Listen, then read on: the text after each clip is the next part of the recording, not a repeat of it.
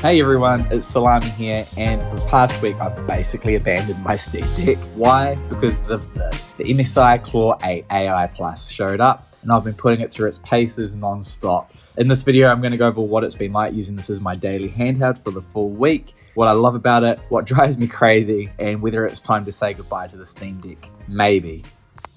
Right out of the box, the Claw 8 AI feels premium. The build quality is solid, the grips are comfortable, and the new Intel Core Ultra chip gives us some serious power here. The screen is bright at 8 inches and 120Hz with VRR support. The colors pop way more than I expected, and this is from somebody coming from a Steam Deck OLED and comparing this device's screen with other users that also have Steam Decks in my friend group all say the same thing. The screen really does look good for a non-OLED display. But setup wise, yeah, Windows, there's more technical stuff to deal with than on the deck, but once installed Steam, the MSI Center M updates, and along with controller updates, it's actually pretty smooth sailing, especially with the full screen experience that's now released officially for the Claw series of handhelds. Definitely not as plug as play, but definitely nothing that scared me off.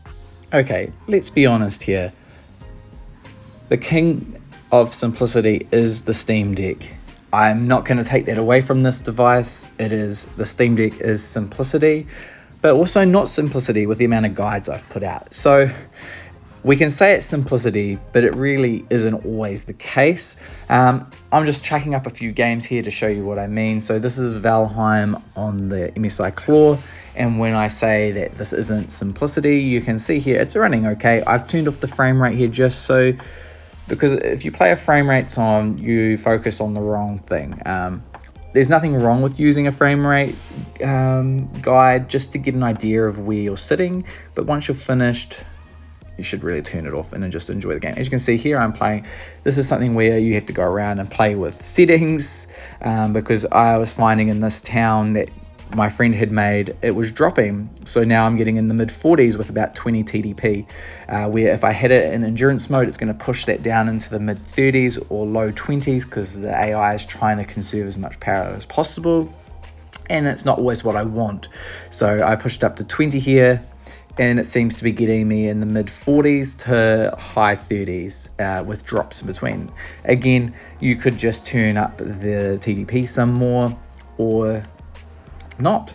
And then one of the big features now that's been added with the full screen experience here is the Xbox swapper, being able to go between things. Now that's something else that I don't go over here, but having Discord. Not having Discord on the Steam Deck is a real sucky thing. So having the ability to have Discord back is absolutely fantastic, where before I was having to chat through my phone while playing the game on the deck, which wasn't ideal. And then we've got other use cases like this. So this is Boulders Gate 3. I launched it through the launcher, but then I had to use the Xbox full screen experience and find the panel that the game was under because it had launched under a separate page. So it's little things like this which throw you out. And then on top of that, when I did launch Boulders Gate 3, at the top you can't see it under the performance bar, but it was windowed, so I had to go into settings and go back to full screen. So it's just small things like that which make the experience not perfect on the MSI Claw. But there's so little it doesn't bother me, but maybe that's because I don't mind fiddling. As you can see here, going through the settings on the MSI Claw, you can really push Boulders Gate 3 out. I realize I'm not in the city in this scene, but this camp outside Boulders Gate City seems to be quite heavy in itself. So I thought this was good enough for this video. And again, this is another game where you could put it in AI mode, and it will reasonably keep you in the 30s, which is fine. That's all you really need for Boulders Gate 3, but just pushing it to 20 TDP will get you into the 40s, and I think that's a really nice feature to have. Unlike the Steam Deck, where you're probably leaving it at 15 watts all the time. And I do want to say out the gate, on MSI Claw, 17 watts is your equivalent of 15 watts on the Steam Deck because of how the chip is mounted in the MSI Claw. It has to, the way it draws power, 17 watts is equivalent, so 15.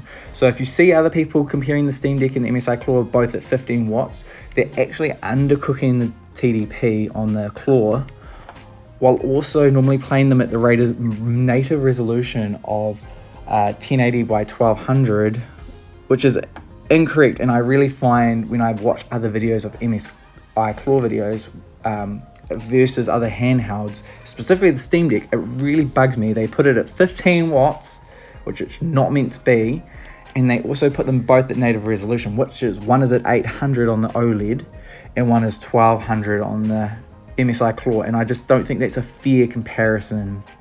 As you can see here, at 20 watts, you're getting beautiful, a pretty silky smooth performance here for this type of game. Again, you could, if you're plugged into the wall, you could push that TDP right to 30, since battery is not a problem, and get in 50 plus FPS. And of course, I've got this on extra, not ultra quality plus, but extra quality on the scaler on XSS. You could drop that down to balance and probably push your frame rates up to over 60. No problem. And turn down settings. As you can see, I had a lot at high or medium. So just, I think this device really is a good all-rounder, and I do like the flexibility of Windows, of having things like Discord, being able to use that while also playing my games, having a lot more control over my TDPs, having a lot more range from, you know, the low 8 TDP all the way up to 30 for smaller and bigger games. Being able to run games that simply didn't work, like Titan's Quest 2. It just is really nice to have that breadth and power there. So I just want to close this out by saying I've had a really great week with the MSI Claw, but definitely a lot of frustrations with initial setup and getting the latest BIOS, as Center M is not great. It's a bit frustrating that Center M is a little bit clunky in that it doesn't update to the latest versions of drivers and BIOSes and things like that. I've had to go to the MSI website to get those.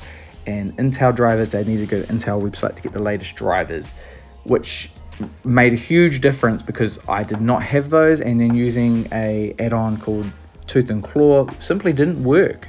And using the Xbox full screen experience also didn't work properly without the latest BIOS available to the MSI Claw. So it's really a setup game. Once you've got through the initial setup and you're constantly on the update path, every 3 days, 4 days, jump into Windows mode, go check all your updates. And once you've done that, you're away laughing. But it's definitely a device where you have to spend a lot more time with it. But if it's your main PC, which I have a feeling this is going to become my main battle PC, like I don't think I'm going to use my desktop much now, this is a great option. And will I go back to the Steam Deck OLED? I don't know. I'm struggling to find reasons to go back now, which I know is a strange thing to say, but it's true. Like, OLED display versus the power that the Claw 8 AI is giving me, that's a hard one, and I don't know whether I could. So yeah, just something, this is going to be an ongoing topic for me. I don't want to make this a versus video because they are different devices. One is a user-friendly low-power device. One is a full-on PC made for, you know, enthusiasts who want to play the latest and greatest. Maybe not the highest settings, but at least play them to a standard which is more comparable. The Steam Deck, I think sometimes you are playing games at a compromised experience, which I didn't enjoy. Some games I missed on the Steam Deck, like Silent Hill 2 just is not good on the Steam Deck. I haven't tried it yet on the MSI Claw. Again, it's a UE5 game, which is just UE5 in general is rubbish, except for Arc Raiders is good because it doesn't use all the features. That's a story for another day. So we're going to close it out with I'm probably going to continue driving the MSI Claw daily for the foreseeable future. And you're going to get updates from me over every week for the next few weeks on how I'm feeling about the device going forward. So thank you for watching. I hope you enjoyed this mini 1 week review of my time with the Claw, and I'll see you in the next one.